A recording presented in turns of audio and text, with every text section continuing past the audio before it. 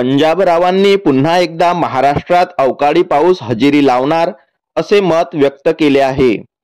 पंजाबरावांनी दिलेल्या माहितीनुसार उत्तर प्रदेश, मध्य प्रदेश, छत्तीसगड या ठिकाणी येत्या काही दिवसात गारपीट होण्याची शक्यता आहे।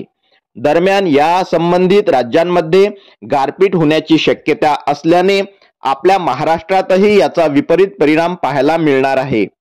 राज्यात 26 ते 28 फेब्रुवारी दरम्यान पूर्व विदर्भात अवकाळी पाऊस बरसण्याची शक्यता आहे।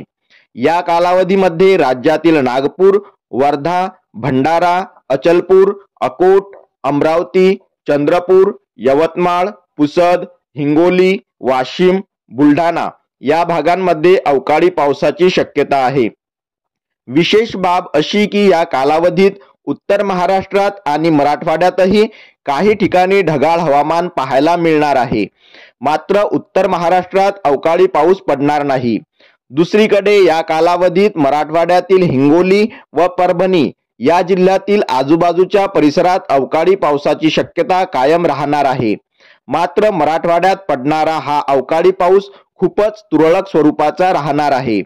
तथापि पंजाबरावांनी 25 फेब्रुवारी पर्यंत महाराष्ट्रातील हवामान कोरडे राहणार असा अंदाज व्यक्त केला आहे। यानंतर राज्यातील हवामानात उत्तर प्रदेश, मध्य प्रदेश आणि छत्तीसगड येथे संभाव्य गारपिटीची शक्यता लक्षात घेता अवकाळी पावसाला सुरुवात होणार असा अंदाज पंजाबरावांनी दिला आहे।